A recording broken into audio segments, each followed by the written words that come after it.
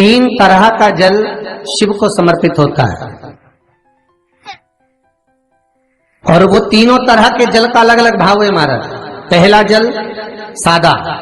घर से पानी लेकर गए, जल लेकर गए, शंकर को चढ़ाया, वो हमने घर का अपना एड्रेस बता दिया, भगवान शिव को जल चढ़ाकर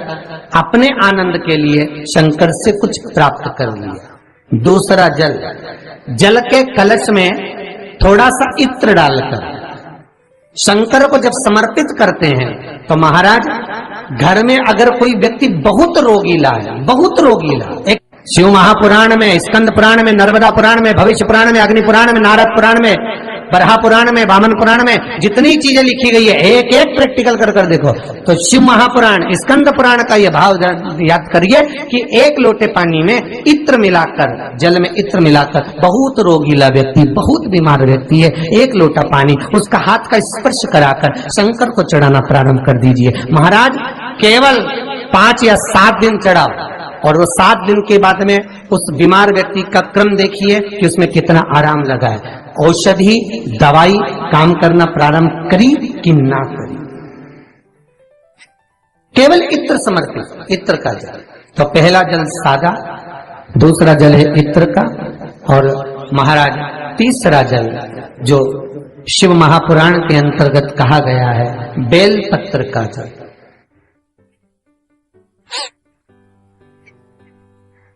तीसरा जो जल है वो बेलपत्र का जल है। बेलपत्र का जल कैसा? तो महाराज शिव महापुराण की कथा कहती है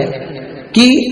जल के पात्र में एक बेलपत्र अंदर डालकर उस जल के पात्र को ले जाकर शिव को समर्पित करना, अर्थात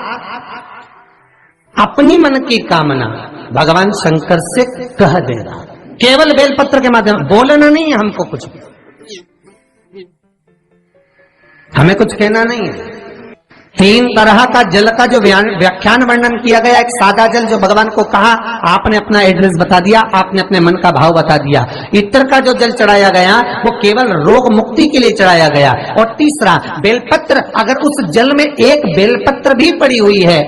और वो बेलपत्र पड़ा हुआ जल आप जिस भाव से चढ़ा रहे हो, जिस कामना से चढ़ा रहे हो, शंकर वो कामना आपकी पूर्ण कर दे। और लिंग पुराण को अगर आप पढ़ेंगे तो उसमें पाएंगे कि लिंग पुराण के अंदर लिखा है कि आप शंकर को अगर जल भी नहीं चढ़ाएं, आप शंकर को वस्त्र भी नहीं चढ़ाएं, आप शंकर को फूल भी ना चढ़ाएं, आप बेलपत्र भी ना चढ़ाएं, अगर शंकर को आपने कुछ भी ना चढ़ाया तो केवल शंकर के मंदिर में 2 क्षण जाकर उस शिवलिंग के सम्मुख में बैठ जाओ, कुछ मत बोलो, केवल मौन होकर उसको निहार लो, केवल मौन होकर निहार